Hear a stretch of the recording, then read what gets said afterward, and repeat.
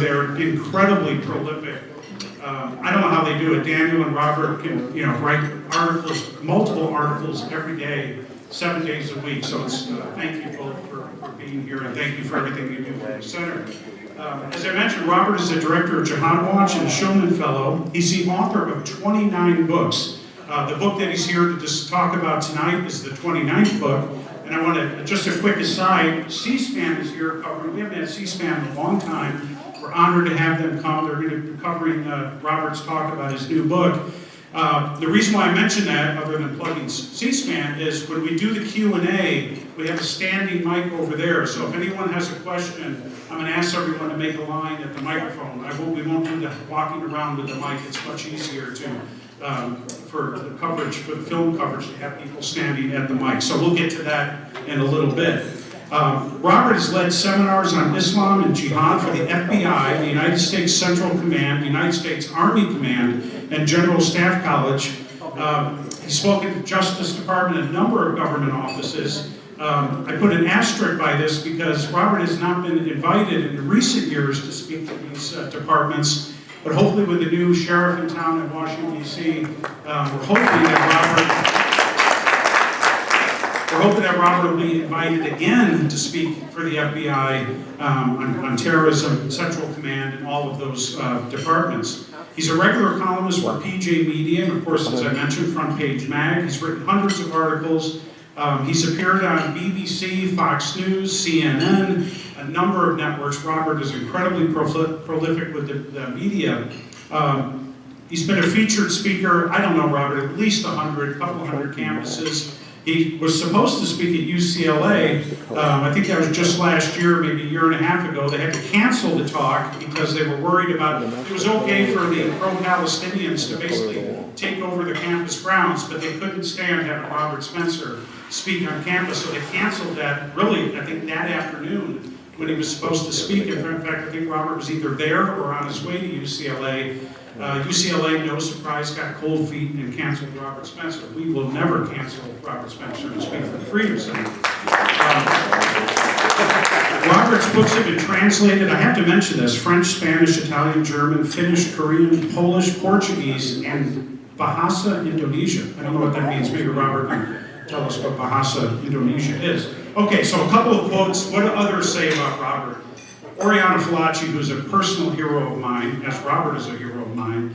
Oriana says, my comrade in arms, my pal, my buddy. Well, if you're Oriana Fallaci's buddy, you're in pretty good company. Ian Hershey Ali writes, no one has upset the Islamophobia cabal more than Robert Spencer. First, he knows more about Islamic doctrine than they do. How true is that? Next, he has outed all the tricks that they use in their bag to disinform the public. Finally, most importantly, Robert will not be cowed. And I can say this when I talk about Robert being a hero, he's just had multiple death threats throughout the 20 years that I've known Robert. He's been poisoned. He was poisoned in Iceland at one time. He's been attacked. Robert comes under daily threats. And yet he perseveres, he cannot be cowed, and he really is, maybe we'll give a presidential, the medal to Robert Spencer. We'll talk to him about that. And I love that, I don't have the book in front of me. If you've got the book, Dennis Prager wrote saying that this is the best book on anti-Semitism ever written. That is really high praise for Dennis Prager. But there are some negatives. This is a quote from an associate professor at Boston University. Robert is the grand poobah of the legend of American Islamophobes. So, if you remember, I don't know, maybe we're all old enough to remember the Flintstones, but the grand poobah was a Flintstones reference, so Robert remembers. Satanic ignoramus, that's Khalil Muhammad. A newspaper in Saudi Arabia said he's the Likud Antichrist. That's pretty serious. And then finally, one of the Al-Qaeda representatives called him a Zionist crusader, missionary of hate, and a counter-Islam consultant. So I am very proud to have an Islam consultant with us here this evening. He's going to talk about his new book on anti-Semitism. Ladies and gentlemen, please welcome Robert Spencer.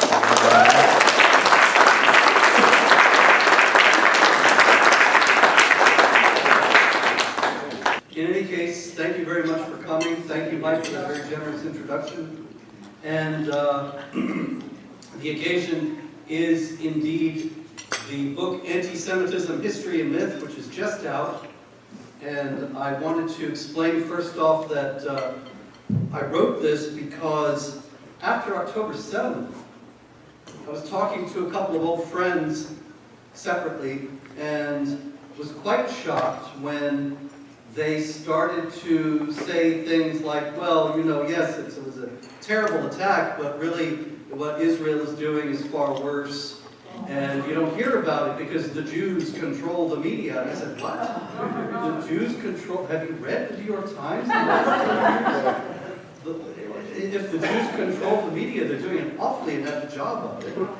And in any case, it became clear as the weeks after October 7th unfolded that these guys were very serious about this, people I had once respected and worked with. And so I thought, if this is an indication of what's going on, and I think it is, in the United States and the West, then there needs to be an attempt at pushback, because it was astonishing to me that some of these very old anti-Semitic ideas were suddenly popping back up. And in order to understand why this is happening and what we can do about it, we have to first understand where it all comes from. And it starts really with conformism, which is a universal human tendency. And all of us, to some degree, are conformists. It's not a word that we would ever really choose for ourselves, or something that we would say, I'm proud of conforming. And yet, human beings do conform in all kinds of ways. We are all dressed in a certain way here tonight. And the gentlemen in the audience generally have jackets. Some have ties, as I do.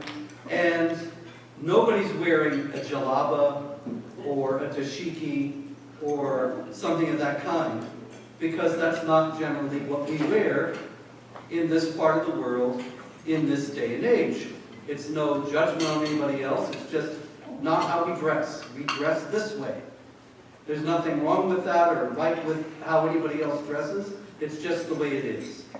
And you can take conformism and apply it to so very many things in human behavior. It's really one of the things that keeps communities together, that communities all tend to act in certain ways in the same way, eat the same sorts of foods, have the same kinds of beliefs, have the same perspectives on different things, and generally, often, those who hold different perspectives are looked down upon.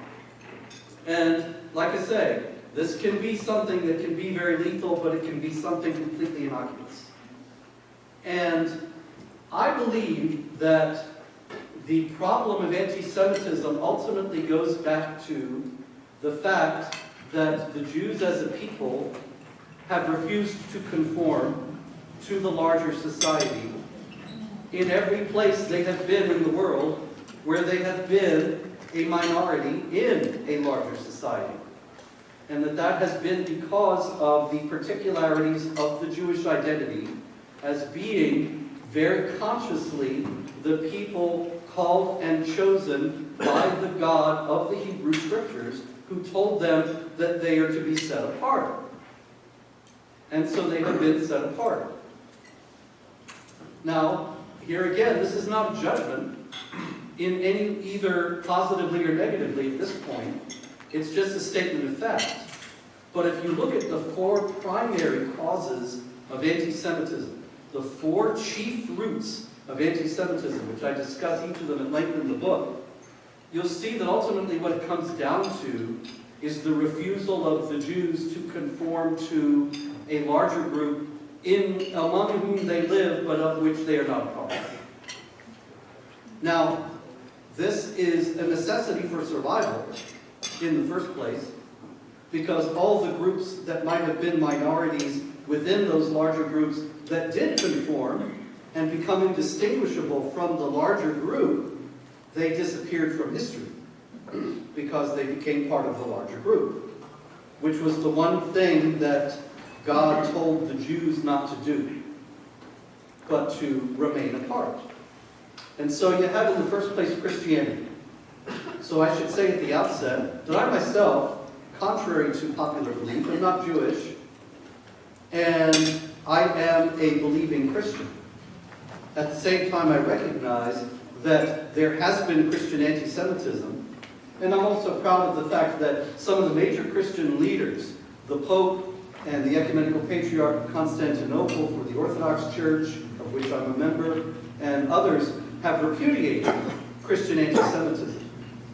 But it also has very deep roots in a long history that goes back, of course, to the very ancient charge that the Jews killed Christ. And of course, the concomitant charge that the Jews, just by remaining Jews and not becoming Christians, by rejecting Christ, were becoming, in a certain sense, the emblematic and foremost rejectors of this new faith. In any case, there's a fundamental incoherence in Christian anti-Semitism that I think has been far too seldom remarked upon.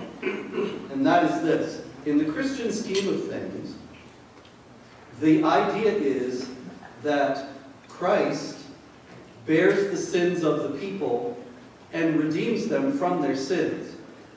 And that everybody's sins is what put Christ on the cross. If you're a Christian or you've studied Christianity at all, you know this is basic Christianity. It's common to Catholicism, Orthodoxy, Protestantism, and so on. And that everybody by sinning is contributing to putting Christ on the cross. And then Christian anti-Semites will turn around and say, but the Jews did it, and it's their fault. And they bear a particular guilt for killing Christ. Well, if everybody's sins killed Christ, then the Jews don't bear a particular guilt for it. And if the Jews do bear a particular guilt for it, then you can't really say that it is everyone's sins who put him on the cross. And so Christian anti-Semitism, I believe, actually contradicts Christianity at its core. And this is something that has only in the latter day been recognized when the Second Vatican Council of the Roman Catholic Church repudiated anti-Semitism in the 1960s, and other modern Christian leaders did so. But Christian anti-Semitism is, yes, it ain't gonna stay. Maybe you had know the secret. Oh. No? I could hold it. Would that help? Yeah. Yeah? Yeah. If I held it? Yeah. Yes, ladies and gentlemen.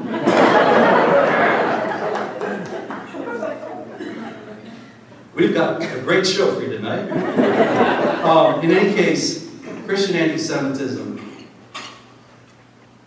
based on the idea that the Jews killed Christ, led to all manner of pogroms and persecutions, discrimination and harassment over the centuries in Europe, and ultimately came down to, up until the 20th century, the idea that if they would just convert, then everything would be okay. So you see, ultimately it comes back to convert, conform to the larger community, and everything will be fine. Which the Jews quite rightly responded, well, then we would lose our particular identity, which we were given by God, and consequently we can't do that. This is not going to work either? It is? Okay, thank you. $300, please. Anyway, so that's the Christians. It's the same thing when it comes to Islam. In Islam, Muhammad is the final prophet, and he brings the final book, the Quran, confirming what is in the Torah and the Gospel. The Torah and the Gospel being envisioned in the Quran as being the confirmation, the Torah and the Gospel rather being books that were given to Moses and Jesus respectively. Now that's not the Christian understanding, which is that the Gospel is the good news of Christ himself. But in the Islamic understanding, the Gospel is a book that Allah handed to Jesus. And he gave Moses the Torah, and he gave Muhammad the Quran. And all of their messages are the same. And then the wicked Jews and the wicked Christians rejected Muhammad and the Quran. and thus they are to be warred against and subjugated under the hegemony of Islam, so that they will, by the deprivation they suffer in this world, be made to understand the price of rejecting Allah and will repent and convert. So there again you have, if you will just convert, everything will be okay. If you will give up your particularity and join the larger group, then everything will be okay. And there's some very prominent Jewish converts to Islam in the modern age. Adam Gadon, who, Mike, did you mention that Al-Qaeda invited me to accept Islam? Well, that was Adam Gadon. He was this kid out of Oregon, a Jewish kid, who converted to Islam, and he made a video inviting me and Daniel Pipes and Steve Emerson to convert to Islam, which, you know, it was sweet of him really to think of us. The fact is that is a prelude to killing us, because he understands that in Islamic law, first you invite the unbelievers to accept Islam, then if they refuse, you go to war against them. So he was just getting a pretext to kill us, but a drone got him first. Anyway, the thing about the Jews, though, with Islam is that it's even more problematic, because people don't realize nowadays exactly how deeply hateful toward the Jews the Islamic texts are. And there's actually even a scholar nowadays who is quite popular, and I debated him years ago at UCLA before they started canceling everybody. And he contends that there was no anti-Semitism in the Islamic world until the Nazis brought it. Now this is completely, you have to not know anything about the Quran or Islam or Islamic history to be able to contend that. And as I show in the book, the Quran calls the Jews the worst enemies of the Muslims. It's chapter 5, verse 82. Says that Allah transformed the disobedient Jews into apes and pigs, which is obviously dehumanizing in the modern parlance. It calls upon Muslims to wage war against them, and throughout the Hadith, the traditions of Muhammad, they're pretty much blamed for everything. Always scheming against the Muslims, always making more trouble for the Muslims. And consequently, when you look at today's state of Israel, you cannot understand that conflict unless you understand Quranic anti-Semitism, because that's the prism through which the Palestinians and their allies see it. And when they see Israel, they don't see, oh, here are these people who were persecuted and exiled for 2,000 years and they came back to their homeland. They see these are the enemies of the Muslims causing more trouble, and Allah calls us to wage war against them and drive them out from where they drove us out. And that's all in the Quran. So Islamic anti-Semitism is quite virulent, but there again, if the Jews would just convert, if they would conform to the larger society, everything would be okay. The third cause of anti-Semitism nowadays is National Socialism. I don't like to call it Nazism because it was a kind of socialism. And people obscure that. It was actually the Western left that started calling it Nazism all the time instead of National Socialism. Nazi is just an abbreviation. And Joseph Goebbels, the propaganda minister for the Third Reich, he wrote a little pamphlet called Der Nazi Sozi, which meant the National Socialists. And they ultimately became known as the Nazis. But they were the National Socialist German Workers' Party. And then the fourth one is international socialism. And National Socialism and international socialism differ from one another only in terms of, or primarily I should say, in terms of not that there should be socialism or not. It's not a left-right thing. They're both socialists. They both envisioned an ideal state being a welfare state with a massive government that controls everything. But in National Socialism, private enterprise remains private. It's not all nationalized. But everything is directed toward the aims of the state anyway. It's just nominally in private hands. So you don't have everyone impoverished as everyone becomes a slave of the state, but they're a slave of the state anyway. They just keep a little bit more of their money and nominal ownership over the means of production. But the National Socialists were and are a race-based idea, with the Jews as the evil race. Now, Alexander Solzhenitsyn, the great Russian writer, he said in the 20th century that the dividing line, we have to remember, and it's all too easy to forget, that the dividing line between good and evil does not run between one group of people and another. It runs down the middle of every human heart. Everybody is capable of good and everybody is capable of evil. And that being the case, Solzhenitsyn would say, if he were consistent, which he wasn't always, that anti-Semitism would have to be ruled out. But the Nazis, the National Socialists, made it the basis of their thought that there was one race that was pure, the Aryans so-called, and one race that was completely tainted and was as evil as they were portrayed in Islamic anti-Semitism, and that was the Jews. International socialism is almost identical to that, communism, although it's not understood. Just like Islam, people don't generally understand it as anti-Semitic. And a lot of times when you read anti-Semitic literature, as I did an awful lot in researching this book, you see very common people saying, well, the early Bolsheviks, they were all Jews. And you can look and see, yeah, Trotsky, and, well, there must have been a few others. Yeah, there were a few others, but Lenin was not Jewish, Stalin was not Jewish, etc., etc. It was not a Jewish movement. Actually, international socialism, it's ironic that people identify it with Judaism and Jews, anti-Semites do anyway, because Marx himself wrote that the Jews are equal to the capitalists, that they are the quintessential capitalists, and identified them 100% with finance capital, and consequently said, in order to establish the workers' paradise and true communism, the Jews have to be eliminated.